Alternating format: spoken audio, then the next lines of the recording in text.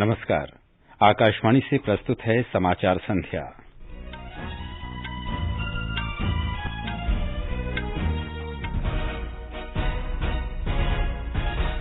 प्रधानमंत्री नरेंद्र मोदी कल Covid frontline वर्करों के लिए अनुकूलित विशेष प्रशिक्षण कार्यक्रम का शुभारंभ करेंगे। रक्षा मंत्री राजनाथ सिंह ने सीमा सड़क संगठन की 12 सड़क परियोजनाएं राष्ट्र को समर्पित की।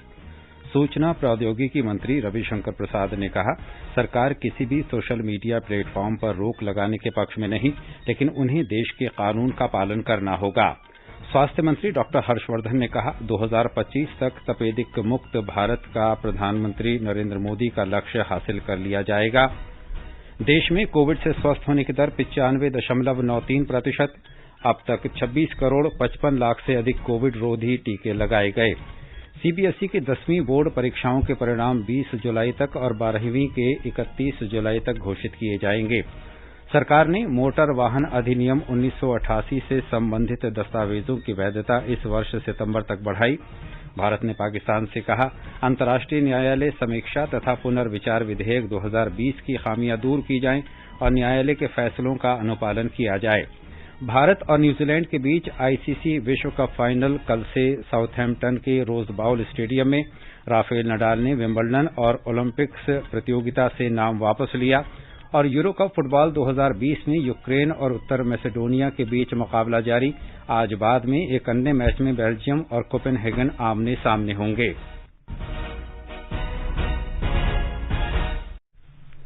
समाचार संध्या में मुकेश कुमार के साथ मैं अतहर सईद। कई राज्यों में कोरोना लॉकडाउन में राहत दी जा रही है। ऐसे में आपसे अपील है कि कोविड महामारी के प्रति कोई भी लापरवाही न बरतें। जब तक आवश्यक न हो घर से बाहर न निकलें और इन आसान उपायों का पालन कर सुरक्षित रहें। मास्क लगाएं, 2 गज की सुरक्षित दूरी बनाए रखें, बार-बार हाथ धोएं, चेहरा साफ रखें और टीका अवश्य लगवाएं। कोविड से संबंधित जानकारी और मार्गदर्शन के लिए राष्ट्रीय हेल्पलाइन काम कर रही हैं। इनके नंबर हैं 01123978046 और 1075। और अब समाचार विस्तार से। प्रधानमंत्री नरेंद्र मोदी कोविड से निपटने के लिए तैनात अग्रिम पंक्ति के कार्यकर्ताओं के लिए एक विशेष प्रशिक्षण कार्यक्रम का कल शुभारंभ करेंगे। ये कार्यक्रम 26 राज्यों के 111 प्रशिक्षण केंद्रों में शुरू किया जाएगा। इसके तहत देश भर में 1 लाख से अधिक कोविड योद्धाओं की क्षमता और कौशल विकास का काम किया जाएगा। इस कार्यक्रम के तहत घरों में देखभाल की बुनियादी स्वास्थ्य सेवाएं उपलब्ध कराने, उन्नत स्वास्थ्य सेवाएं देने, आपात स्वास्थ्य सेवाओं तथा नमूने संग्रहित करने और चिकित्सा उपकरण से जुड़ी सेवाओं में प्रशिक्षण दिया जाएगा। इस प्रशिक्षण कार्यक्रम को प्रधानमंत्री कौशल विकास योजना के तीसरे चरण के तहत विशेष रूप से तैयार किया गया है। कार्यक्रम के लिए कुल 276 करोड़ रुपए का वित्तीय प्रावधान किया गया है। ये कार्यक्रम भविष्य में स्वास्थ्य सेवा क्षेत्र में प्रशिक्षित मानव संसाधन की जरूरतों को पूरा करेगा। रक्षा मंत्री राजनाथ सिंह ने उत्तरी और पूर्वी सीमावर्ती क्षेत्रों में सीमा सड़क संगठन द्वारा निर्मित 12 नई सड़कों का आज लोकार्पण किया। वर्चुअल माध्यम से आयोजित समारोह में असम और अरुणाचल प्रदेश के मुख्यमंत्री, केंद्रीय मंत्री किरेन रिजिजू और डॉक्टर जितेंद्र सिंह तथा प्रमुख रक्षा अध्यक्ष जनरल बिपिन रावत मौजूद थे। इस अवसर पर रक्षा मंत्री ने देश के सीमावर्ती क्षेत्रों में विशेष रूप से कोविड महामारी के दौरान सड़कों और अन्य ढांचागत सुविधाओं के विकास में योगदान के लिए सीमा सड़क संगठन की प्रशंसा की। उन्होंने कहा कि आज जिन सड़कों का उद्घाटन किया गया, उनका सामाजिक और आर्थिक महत्व है। उन्होंने कहा कि ये सड़कें राष्ट्रीय सुरक्षा को मजबूत करने में अहम भूमिका निभाने के साथ पूर्वोत्तर क्षेत्र के विकास में भी योगदान देंगे। सूचना प्रौद्योगिकी मंत्री ने कहा है कि सरकार किसी भी सोशल मीडिया प्लेटफॉर्म पर रोक लगाने के पक्ष में नहीं है, लेकिन उन्हें नियमों का पालन करना ही होगा। उन्होंने कहा कि राष्ट्रपति और प्रधानमंत्री कार्यालय सहित करीब आधे सरकारी विभाग अगर ट्विटर का इस्तेमाल कर रहे हैं तो ये स्पष्ट है कि सरकार कितनी निष्पक्ष है। श्री प्रसाद ने कहा कि जब वाशिंगटन में कैपिटॉल हिल पर अचानक धावा बोला गया था, तब ट्विटर ने वहां के राष्ट्रपति सहित सभी के खाते बंद कर दिए थे। केंद्रीय मंत्री ने कहा कि किसान आंदोलन के दौरान जब लाल किले पर आतंकवादियों के समर्थकों ने धावा बोला था और वे तलवार लहराते हुए पुलिसकर्मियों को घायल कर रहे थे तथा उन्हें गड्ढों में धकेल रहे थे, तो क्या ये अभिव्यक्ति की स्वतंत्रता थी? उन्होंने कहा कि अगर कैपिटॉल हिल अमेरिका के लिए गौरव की बात है तो लाल किला, जहां प्रधानमंत्री तिरंगा फहराते हैं, उसका भी उतना ही महत्व है। श्री प्रसाद ने लद्दाख के कुछ हिस्सों को चीन का बताए जाने को लेकर भी ट्विटर की आलोचना की। उन्होंने कहा कि इसे ठीक कराने के लिए करीब 2 सप्ताह का समय लगा था। उन्होंने कहा कि एक लोकतांत्रिक देश के रूप में भारत को अपनी डिजिटल संप्रभुता की सुरक्षा करने का पूरा अधिकार है। गाजियाबाद की घटना पर सूचना और प्रौद्योगिकी मंत्री ने कहा कि इसकी जांच कराना पुलिस का काम है। उन्होंने कहा कि यदि ट्विटर पर कुछ संदेशों को तोड़ मरोड़ कर डाला गया कहा जा सकता है तो गाजियाबाद के मामले में ऐसा क्यों नहीं हो सकता। श्री प्रसाद ने कहा कि अगर मीडिया मंत्री से कोई सवाल करता है तो ये अभिव्यक्ति की स्वतंत्रता है, लेकिन इसकी आड़ में यदि नियमों की अनदेखी की जाती है तो ये तर्कसंगत नहीं है। सूचना प्रौद्योगिकी मंत्री रविशंकर प्रसाद ने स्पष्ट किया है कि सरकार सभी व्हाट्सएप संदेशों को विकोडित नहीं करना चाहती।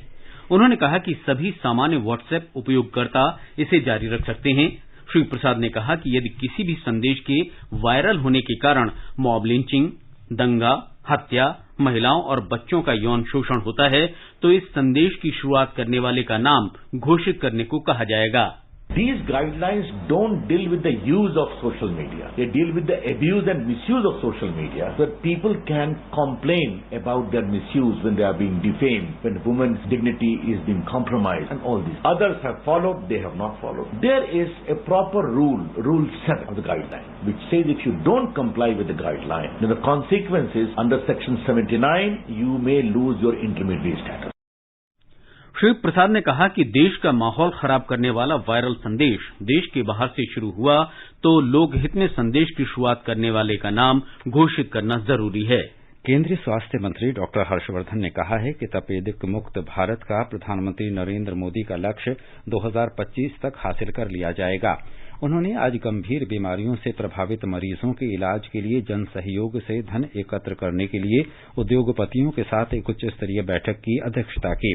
डॉक्टर हर्षवर्धन ने कहा कि देश में तपेदिक का उन्मूलन पोलियो के उन्मूलन की तरह ही तेजी से किया जाएगा। जिस प्रकार से भारत ने चेचक और पोलियो जैसी बीमारी को जड़ से समाप्त किया, उसी प्रकार से हम दुनिया के 2030 के लक्ष्य से 5 साल पहले अपने प्रधानमंत्री के आह्वान पर 2025 तक पूरे देश से टीबी जैसी बीमारी को भी एलिमिनेट करना चाहते हैं। डॉक्टर हर्षवर्धन ने देश में गंभीर बीमारियों के उपचार के लिए सरकार के विभिन्न कदमों के बारे में जानकारी दी। उन्होंने स्वास्थ्य मंत्रालय द्वारा जन सहयोग से धन एकत्र करने के लिए राष्ट्रीय डिजिटल पोर्टल बनाने के बारे में बताया। उन्होंने कहा कि इस पोर्टल के माध्यम से समाज के विभिन्न वर्गों के लोग गंभीर बीमारियों से पीड़ित रोगियों की मदद कर सकेंगे। डॉक्टर हर्षवर्धन ने कहा कि स्वास्थ्य मंत्रालय का ये अनूठी पहल है जिसमें जन सहयोग से धन एकत्र करने के लिए सरकारी पोर्टल बनाया गया है। उन्होंने कहा कि देश में तपेदिक उन्मूलन का लक्ष्य निर्धारित समय से 5 वर्ष पहले यानी 2025 तक हासिल करने के लिए भारत में अभूतपूर्व राजनीतिक इच्छा शक्ति दिखाई है। उन्होंने उद्योगपतियों द्वारा महत्वपूर्ण स्वास्थ्य चुनौतियों से निपटने के लिए बड़े सहयोग की प्रशंसा की। ये समाचार हमारी वेबसाइट newsonair.com/hindi और हमारे mobile app news on AIR पर भी उपलब्ध हैं। We are passionate about flying in the sky. We know how to fight against every storm. We know how to fail the intentions of the enemies. We defend our aerospace with the state-of-the-art flying machines. Be a part of the most passionate force of the nation, Indian Air Force. To join Indian Air Force, log on to careerindianairforce.cdac.in. Registration open from 1st June 2021 to 30th June 2021. समाचार संध्या में आपका फिर स्वागत है। देश में corona के मामलों में तेजी से कमी आने और नए मरीजों की संख्या घटने के साथ ही संक्रमण से स्वस्थ होने की दर में लगातार सुधार हो रहा है। स्वास्थ्य और परिवार कल्याण मंत्रालय ने कहा है कि वर्तमान में कोविड संक्रमण की दर 2.78% है। इस समय 8,26,000 से अधिक सक्रिय मामले हैं, जो पिछले 71 दिन में सबसे कम हैं। लगातार 10वें दिन दैनिक संक्रमण की दर 5% से नीचे बनी हुई है। लगातार 35वें दिन नए मरीजों की तुलना में स्वस्थ होने वालों की संख्या अधिक बनी हुई है। कल 1,03,000 मरीज स्वस्थ हुए। स्वस्थ होने की दर 95.93% है। पिछले 24 घंटे में कोविड के 67,208 नए मरीज सामने आए। इस दौरान 2,330 लोगों की मृत्यु हुई। अब तक 3,81,000 से अधिक लोगों की मौत हो चुकी है। भारतीय आयुर्विज्ञान अनुसंधान परिषद ने बताया है कि कल 19,31,000 कोविड नमूनों की जांच की गई। देश में अब तक 38 करोड़ 52 लाख से अधिक कोविड नमूनों की जांच की जा चुकी है। देश में अब तक 26 करोड़ 55 लाख से अधिक कोविड के टीके लगाए गए हैं। स्वास्थ्य और परिवार कल्याण मंत्रालय ने बताया कि कल 34,63,000 से अधिक कोविड टीके लगाए गए। देश में व्यापक टीकाकरण अभियान का तीसरा चरण चल रहा है। कोरोना महामारी से लड़ने के लिए टीकाकरण ही एक महत्वपूर्ण उपाय है। केंद्र सरकार राज्यों और केंद्र शासित प्रदेशों के सहयोग से टीकाकरण अभियान में और तेजी लाने के काम में जुटी है। ऑक्सीजन एक्सप्रेस रेलगाड़ियों ने 32,000 मीट्रिक टन तरल चिकित्सा ऑक्सीजन की आपूर्ति कर नया कीर्तिमान बनाया है। देश भर के विभिन्न राज्यों और केंद्रशासित प्रदेशों तक इन रेलगाड़ियों ने अपने 1,830 टैंकरों के जरिए करीब 32,017 मीट्रिक टन चिकित्सा ऑक्सीजन की आपूर्ति की है।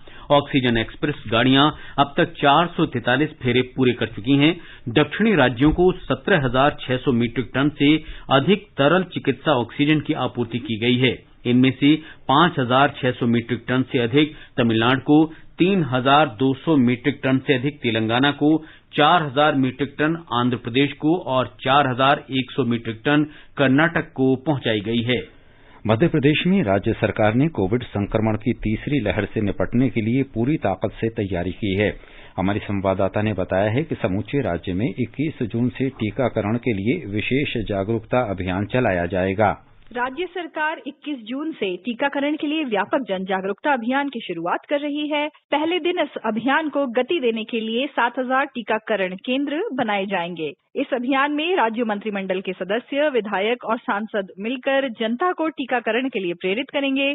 साथ ही लोगों को यह भी बताया जाएगा कि टीकाकरण ही कोविड से बचाव है। मुख्यमंत्री शिवराज सिंह चौहान ने बताया कि राज्य सरकार के पास प्रतिदिन 5 लाख लोगों के टीकाकरण करने की क्षमता है और दिसंबर के अंत तक पूरे राज्य की लगभग 70% आबादी का टीकाकरण किया जाएगा। पूजा पी वर्धन, आकाशवाणी समाचार, भोपाल। झारखंड में नए दिशा निर्देशों के साथ आज सुबह से अनलॉक 3 लागू हो गया है, जो 24 जून तक प्रभावी रहेगा। नए संशोधित दिशा निर्देशों के अनुसार सभी सरकारी और निजी कार्यालय 50% कर्मचारियों की उपस्थिति के साथ शाम 4 बजे तक खुलेंगे, जबकि सभी दुकान, शॉपिंग मॉल, डिपार्टमेंटल स्टोर और व्यावसायिक प्रतिष्ठान भी शाम 4 बजे तक ही खुले रहेंगे। सप्ताहांत में पूर्ण लॉकडाउन जारी रहेगा। आगे बढ़ने से पहले मुख्य समाचारों पर एक नजर। प्रधानमंत्री नरेंद्र मोदी कल कोविड फ्रंटलाइन वर्करों के लिए अनुकूलित विशेष प्रशिक्षण कार्यक्रम का शुभारंभ करेंगे। रक्षा मंत्री राजनाथ सिंह ने सीमा सड़क संगठन की 12 सड़क परियोजनाएं राष्ट्र को समर्पित की। सूचना प्रौद्योगिकी मंत्री रविशंकर प्रसाद ने कहा, सरकार किसी भी सोशल मीडिया प्लेटफॉर्म पर रोक लगाने के पक्ष में नहीं, लेकिन उन्हें देश के कानून का पालन करना होगा। स्वास्थ्य मंत्री डॉक्टर हर्षवर्धन ने कहा, 2025 तक तपेदिक मुक्त भारत का प्रधानमंत्री नरेंद्र मोदी का लक्ष्य हासिल कर लिया जाएगा। देश में कोविड से स्वस्थ होने की दर 95.93%। अब तक 26 करोड़ 55 लाख से अधिक कोविड रोधी टीके लगाए गए। सीबीएसई की 10वीं बोर्ड परीक्षाओं के परिणाम 20 जुलाई तक और 12वीं के 31 जुलाई तक घोषित किए जाएंगे। सरकार ने मोटर वाहन अधिनियम 1988 से संबंधित दस्तावेजों की वैधता इस वर्ष सितंबर तक बढ़ाई। भारत ने पाकिस्तान से कहा, अंतर्राष्ट्रीय न्यायालय समीक्षा तथा पुनर्विचार विधेयक 2020 की खामियां दूर की जाएं और न्यायालय के फैसलों का अनुपालन किया जाए। भारत और न्यूजीलैंड के बीच आईसीसी टेस्ट क्रिकेट विश्व कप फाइनल कल से साउथहैम्पटन के रोज बाउल स्टेडियम में। राफेल नडाल ने विंबलडन और ओलंपिक प्रतियोगिता से नाम वापस लिया और यूरो कप फुटबॉल 2020 में यूक्रेन और उत्तर मैसेडोनिया के बीच मुकाबला जारी। आज बाद में एक अन्य मैच में बेल्जियम और कोपेनहेगन आमने सामने होंगे। चलो मिलकर एक शुरुआत करें, चलो एक फैसला आज करें, मास्क नहीं तो टोकेंगे, कोरोना को रोकेंगे, चलो एक इरादा करते हैं, चलो कुछ वादा करते हैं, मास्क नहीं तो टोकेंगे, कोरोना को केंद्रीय माध्यमिक शिक्षा बोर्ड सीबीएसई ने कहा है कि कोविड के कारण 10वीं की रद्द की गई परीक्षा के परिणाम 20 जुलाई को और 12वीं के 31 जुलाई को घोषित कर दिए जाएंगे। सीबीएसई परीक्षा नियंत्रक सान्यम भारद्वाज ने आज एक समाचार एजेंसी को बताया कि जो विद्यार्थी अपने अंकों से संतुष्ट नहीं होंगे उन्हें कोविड-19 महामारी की समस्या कम होने के बाद परीक्षा में बैठने का अवसर दिया जाएगा। उन्होंने कहा कि इस बारे में विस्तृत जानकारी बाद में दी जाएगी। श्री भारद्वाज ने कहा कि बोर्ड परीक्षाओं में शामिल होने वालों की संख्या जानने के लिए ऑनलाइन पंजीकरण शुरू करेगा। केंद्रीय माध्यमिक शिक्षा बोर्ड ने आज 12वीं कक्षा के छात्रों के मूल्यांकन के मानदंड जारी किए। केंद्रीय शिक्षा मंत्री रमेश पोखरियाल निशंक ने ट्वीट संदेश में कहा कि 12वीं के प्री बोर्ड परीक्षा के 40% अंक, 11वीं के वार्षिक परीक्षा के 30% अंक और 10वीं कक्षा के श्रेष्ठ विषयों के 30% अंक इस मानदंड में शामिल हैं। प्रायोगिक परीक्षा के बारे में स्कूल द्वारा बोर्ड को भेजे गए अंकों के आधार पर छात्रों का मूल्यांकन किया जाएगा। क्वालिफाई करने के मानकों को पूरा न करने वाले छात्रों को फिर से परीक्षा देनी होगी। मूल्यांकन से संतुष्ट न होने वाले छात्रों के लिए परिस्थितियां सामान्य होने पर बोर्ड द्वारा आयोजित परीक्षा में शामिल होने का अवसर दिया जाएगा। सड़क परिवहन और राजमार्ग मंत्रालय ने मोटर वाहन अधिनियम 1988 से संबंधित दस्तावेजों की वैधता इस वर्ष सितंबर तक बढ़ा दी है। मंत्रालय ने सभी राज्यों और केंद्र शासित प्रदेशों के पुलिस महानिदेशकों, परिवहन विभाग के प्रधान सचिवों और परिवहन आयुक्तों को इसका अनुपालन करने का आदेश जारी किया है। परिवहन विभाग के अधिकारियों से कहा गया है कि वे इन दस्तावेजों को 30 सितंबर तक वैध मानें। इससे आम लोगों को परिवहन से संबंधित सेवाओं का लाभ लेने में मदद मिलेगी। गृह मंत्रालय ने साइबर धोखाधड़ी से होने वाले वित्तीय नुकसान को रोकने और इस बारे में शिकायत दर्ज कराने के लिए राष्ट्रीय हेल्पलाइन नंबर 155260 जारी किया है। साइबर धोखाधड़ी का शिकार हुए लोग अपनी शिकायत इस हेल्पलाइन नंबर पर दर्ज करा सकते हैं। इस हेल्पलाइन और रिपोर्टिंग प्लेटफॉर्म को गृह मंत्रालय के तहत भारतीय साइबर अपराध समन्वय केंद्र की मदद से शुरू किया गया है। इसमें भारतीय रिजर्व बैंक सहित देश के सभी बड़े बैंक, भुगतान बैंक और वित्तीय सेवाएं देने वाली कंपनियां भी सहयोग कर रही हैं। इस हेल्पलाइन और रिपोर्टिंग प्लेटफॉर्म का 7 राज्यों और केंद्र शासित प्रदेशों में इस्तेमाल किया जा रहा है, जहां देश की 35% आबादी ही इसका लाभ उठा रही है। इस हेल्पलाइन के माध्यम से अब तक 1,85,00,000 रुपए से अधिक की धोखाधड़ी को रोका जा सका है। केंद्र सरकार ने 1994 के केबल टेलीविजन नेटवर्क नियमों में संशोधन की अधिसूचना जारी कर दी है। सूचना और प्रसारण मंत्री प्रकाश जावड़ेकर ने ट्वीट संदेश में कहा कि नियमों में संशोधन करके मंत्रालय ने टेलीविजन चैनल के कार्यक्रमों के बारे में नागरिकों की शिकायत निवारण के लिए वैधानिक तंत्र विकसित किया है। उन्होंने कहा कि मंत्रालय ने टेलीविजन चैनल के वैधानिक निकायों को केबल टीवी नेटवर्क नियम के तहत मान्यता देने का निर्णय लिया है। वर्तमान में 900 से अधिक टेलीविजन चैनलों को मंत्रालय ने अनुमति प्रदान की है। इन सभी चैनलों को केबल टेलीविजन नेटवर्क नियमों के अंतर्गत कार्यक्रम और विज्ञापन संहिता का पालन करना होगा। सामाजिक न्याय और अधिकारिता मंत्री थावरचंद गहलोत ने आज 14 क्रॉस डिसेबिलिटी अर्ली इंटरवेंशन केंद्रों का वर्चुअल माध्यम से उद्घाटन किया। ये केंद्र 7 राष्ट्रीय संस्थानों और 7 समग्र क्षेत्रीय केंद्रों में स्थित हैं। इनके माध्यम से एक ही छत के नीचे दिव्यांगजनों के लिए स्क्रीनिंग, पहचान, पुनर्वास, परामर्श और चिकित्सीय सेवाएं उपलब्ध होंगी। इस अवसर पर श्री गहलोत ने कहा कि दिव्यांगजन हमेशा सरकार की सर्वोच्च प्राथमिकता रहे हैं और हमेशा रहेंगे।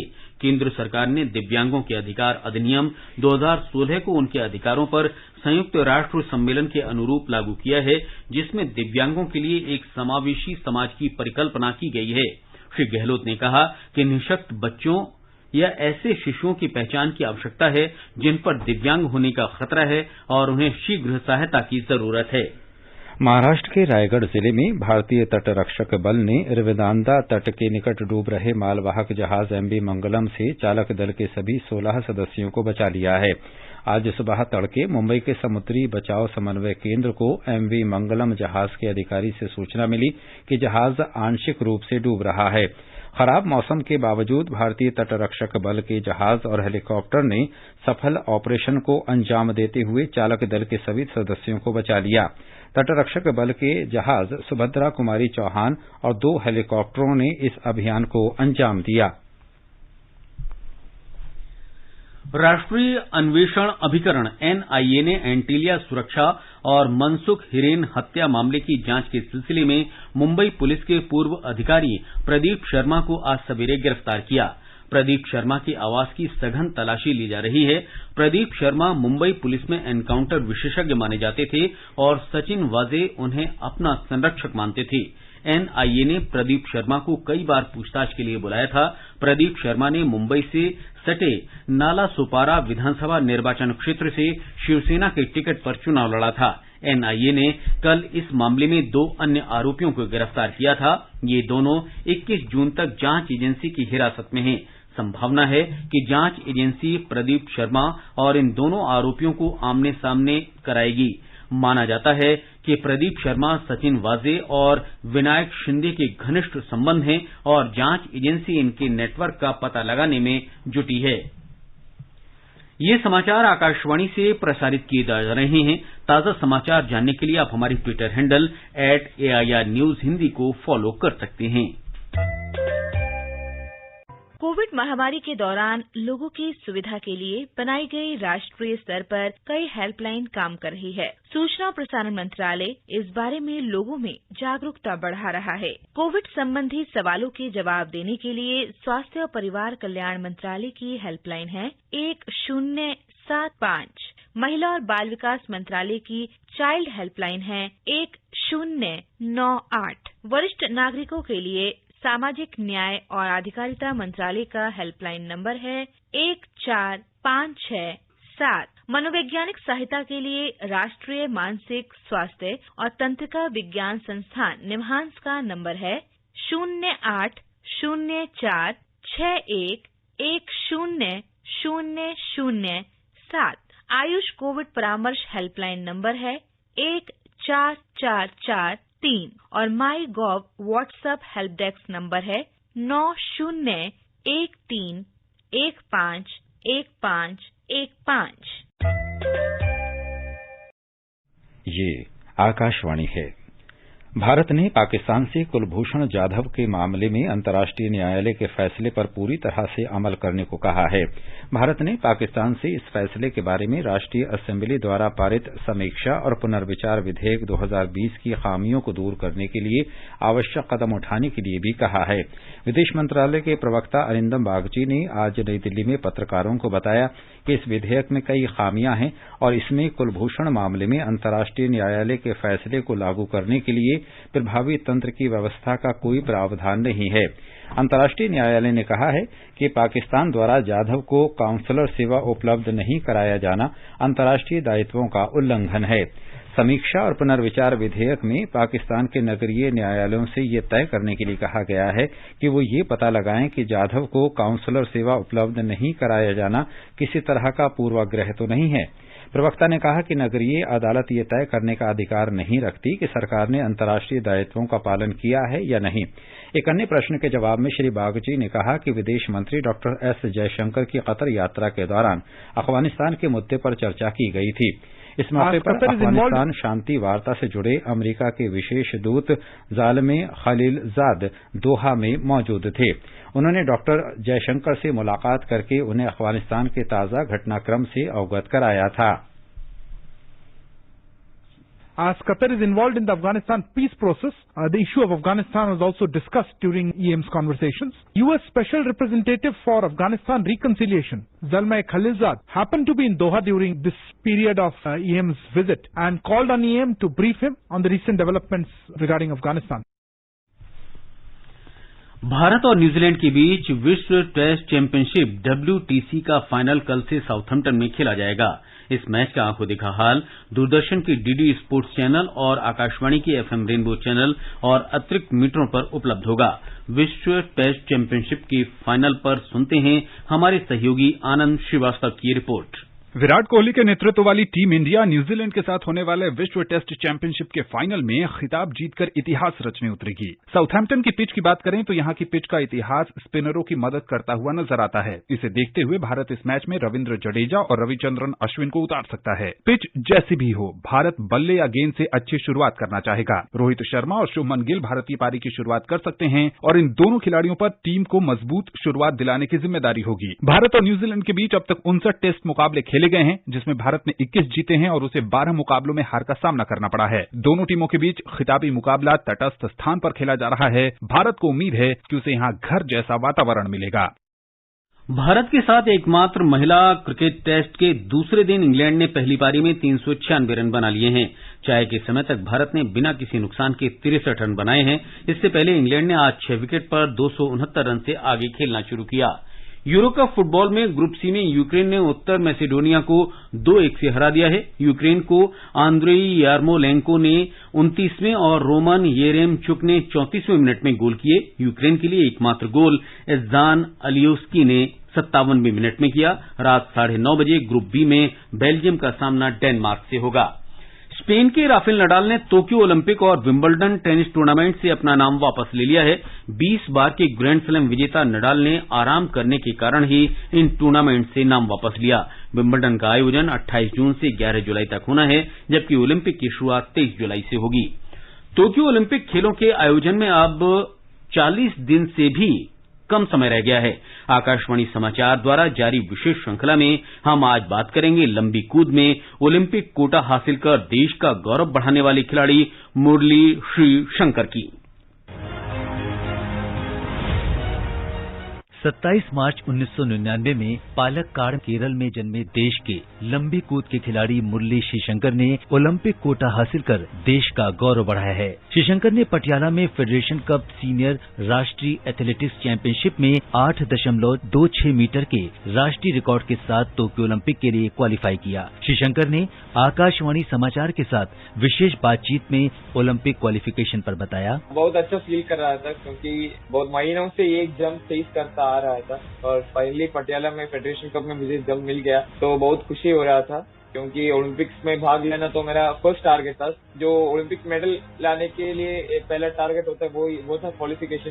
सरकार की टॉप्स योजना से श्रीशंकर को तैयारी में बहुत मदद मिली। मैं टॉप्स की में शामिल हूँ और टॉप्स मुझे फाइनेंशियली सपोर्ट करता है। रिकवरी इक्विपमेंट परचेज करने के लिए भी बहुत सहायता मिली है। टोक्यो ओलंपिक की तैयारियों को लेकर श्रीशंकर ने आकाशवाणी समाचार को बताया, अभी मेरा प्रिपरेशन तो बहुत अच्छा जा रहा है। पूरा रिकवरी में फोकस करना है, बहुत क्वालिटी ट्रेनिंग में अभी फोकस कर रहे हैं क्योंकि अभी मेरे इवेंट को अभी सिर्फ 40 दिन 45 डेज टू 50 डेज रखा है क्योंकि मेरा क्वालिफाइंग राउंड होगा 31 जुलाई को और फाइनल्स होगा 2 अगस्त को। तो उसी के लिए मैं बहुत फोकस हूँ। तैयारियां बहुत अच्छा जा रहा है। श्रीशंकर ने आकाशवाणी के श्रोताओं से अनुरोध किया, मैं सभी लिसनर्स को ये मैसेज नहीं मैं अब विनती करता हूँ कि सभी मेरे लिए प्रार्थना करें। हम सिर्फ मेरे लिए नहीं सभी इंडियन एथलीट्स के लिए जो ओलंपिक में भाग ले रहे हैं उसके लिए प्रार्थना करें ताकि हम देश के नाम रोशन करें और बहुत अच्छा प्रदर्शन वहाँ पर दे पाए हमारे देश के लिए। पूरे देश की शुभकामनाएं एथलीट श्रीशंकर के साथ हैं और उम्मीद है कि टोक्यो में लंबी छलांग लगाकर पदक देश के नाम करेंगे। Siddharth Singh, sports desk. Corona महामारी के शुरू होने के बाद से ही महाराष्ट्र में जलगांव लोक संघर्ष मंच मुश्किल में फंसे लोगों की मदद के लिए बढ़ चढ़कर काम कर रहा है। लोक संघर्ष मंच की प्रतिभा शिंदे का कहना है, जब लॉकडाउन डिक्लेयर हुआ उसके बाद जो प्रवासी मजदूर अपने अपने गांवों के लिए पैदल और जो भी उनको व्हीकल मिले उससे जा रहे थे, ऐसे 56,723 लोगों को हम लोगों ने खाना दिया, उनका मेडिकल चेकअप किया और उनको मेडिसिन भी उपलब्ध करवा दी। हम लोगों ने महिलाओं को सैनिटरी नैपकिन भी उपलब्ध करवा दी। अंत में मुख्य समाचार एक बार फिर। प्रधानमंत्री नरेंद्र मोदी कल कोविड फ्रंटलाइन वर्करों के लिए अनुकूलित विशेष प्रशिक्षण कार्यक्रम का शुभारंभ करेंगे। रक्षा मंत्री राजनाथ सिंह ने सीमा सड़क संगठन की 12 सड़क परियोजनाएं राष्ट्र को समर्पित की। सूचना प्रौद्योगिकी मंत्री रविशंकर प्रसाद ने कहा, सरकार किसी भी सोशल मीडिया प्लेटफॉर्म पर रोक लगाने के पक्ष में नहीं, लेकिन उन्हें देश के कानून का पालन करना होगा। स्वास्थ्य मंत्री डॉक्टर हर्षवर्धन ने कहा, 2025 तक तपेदिक मुक्त भारत का प्रधानमंत्री नरेंद्र मोदी का लक्ष्य हासिल कर लिया जाएगा। देश में कोविड से स्वस्थ होने की दर 0.93%। अब तक 26 करोड़ 55 लाख से अधिक कोविड रोधी टीके लगाए गए। सीबीएसई की 10वीं बोर्ड परीक्षाओं के परिणाम 20 जुलाई तक और 12वीं के 31 जुलाई तक घोषित किए जाएंगे। सरकार ने मोटर वाहन अधिनियम 1988 से संबंधित दस्तावेजों की वैधता इस वर्ष सितंबर तक बढ़ाई। भारत ने पाकिस्तान से कहा, अंतर्राष्ट्रीय न्यायालय समीक्षा तथा पुनर्विचार विधेयक 2020 की खामियां दूर की जाएं और न्यायालय के फैसलों का अनुपालन किया जाए।